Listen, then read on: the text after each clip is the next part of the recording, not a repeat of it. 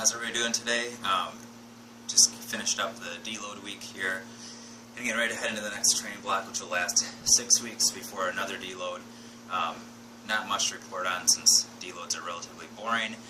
Basically, I cut my volume almost in half and cut the intensity down there's just a hair more. So, you know, previously that last 4-week block I was training five training days a week, roughly an hour and 15 minutes each day. During the deload week, I just had 3 workouts. Each one was about 45 minutes. Nothing overly strenuous. Everything felt good, especially by the end. My body is feeling better. Little aches and pains that were building up have pretty much subsided altogether.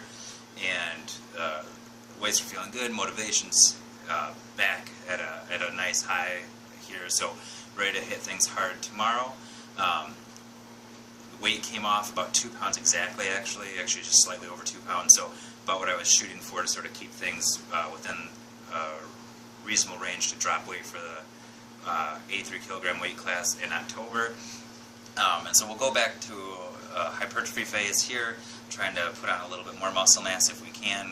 I'll continue to try to crank up the training volume here as well the intensity climbs up, and the goal will be to sort of gradually add more volume on each week, and try to put on, you know, a couple more pounds of lean body mass here before October, if at all possible. So that's what the big focus is going to be.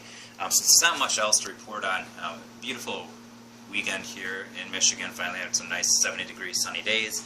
And I just want to report on, you know, a sort of random offshoot topic here, but strength training in general. So a lot of people, they want to focus on things for different sports or different activities, power work or speed work or any other qualities, agility, what have you. And a lot of people neglect or ignore the fact that strength and building absolute strength, general absolute strength, which are best done with big compound movements like the squat, bench, and deadlift, are some of the best ways you can get better at all those other things. So really a great example. So I was at the park this morning with my boys, and randomly, I was just doing different things in the park, pull-ups. I probably did 6 or 7 sets of pull-ups, multiple sets of sort of decline push-ups, if you will, on the slides. Just keeping active, using balance beams, doing some single leg jumps up onto picnic tables, some box jumps onto picnic tables. You know, just playing with them, having fun with them. I was feeling good, feeling energetic, and there was some basketball hoops there, so I went and just decided to see how high I could jump and touch, and I was able to touch the rim, which was shocking to me. And for a lot of people, that's nothing spectacular, but I'm 5'9", being a very naturally unathletic kid growing up. And in high school, you know, so for a lot of people, that's their athletic prime, right, is their high school, their glory days, right? I could barely touch the net. I could maybe touch an inch and a half above the bottom of the net. So basically from high school to now, I've put on, you know, almost, you know, 10, 12 inches roughly onto my vertical jump. And I don't do jump training, I don't do speed training. I do incorporate, you know, some single leg jumps and some plyometrics into my training because it's important for strength to move explosively and quickly. But it's not a very high volume, and it's a very small amount in the grand scheme of things. So the biggest difference from me now to high school, you know, is that I'm carrying a decent amount more muscle mass. My body weight's not that much different. I'm actually about 15 pounds lighter now than high school. So I mean, that probably does help a little bit. But I'm squatting, you know, about 150 pounds more than I would have in high school. You know, deadlifting, you know, 200 pounds more than I would have in high school. You know, and benching, I don't know, benching probably 40, 50 pounds more than in high school. So, you know, it just sort of, to me, that just sort of goes to show, and research backs this up, is that just getting stronger, even without doing those lifts, even there's been research showing that getting stronger in a leg press improves your single leg balance better than doing single leg balance training. So a lot of people, and I think it's because they're trying to sell stuff, they're trying to sell programs and speed camps and agility camps and all this garbage, when if you just get yourself stronger and picking lifts that you can progressively hit PRs on a regular basis, like the squat, like the bench, like the deadlift. Front squats are good too.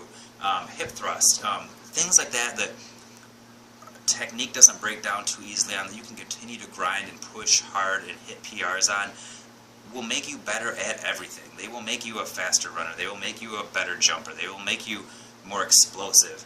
They will make your acceleration better, your change in direction better, all those things better.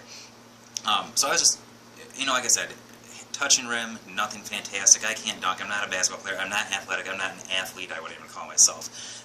But the point is that, stepping away from sport-specific training for over a decade now, almost 15 years, right? Roughly? No, not quite 15 years, but, I graduated in 2004, so 12 years. Okay, so 12 years since I've really done any sport-specific training at all. And I can run faster, jump higher, throw a ball further than I could have in high school with that sport-specific training. And like I said, the biggest difference, much stronger, a little bit leaner, a little bit more muscle mass. And so those, I think, are very underappreciated things, especially for our young athletes nowadays. I get too many kids that I talk to when they come in for sports, our sports performance program. When I talk about goals and stuff, I'll be talking to a, really skinny little kid, and I want to get faster, or I want to be, more explosive. It's like, what you need to do is get bigger and stronger. Maybe 110 pounds soaking wet. You need to eat lots and lots of meat, potatoes, cheese, dairy, and get bigger and stronger. And those are things that are grossly underappreciated and undervalued nowadays, unfortunately. So just my 2 cents on that. I'll let you guys know how this first week back into everything goes. Everything's feeling good, highly motivated, and excited to get going. Thanks for listening. Keep checking in.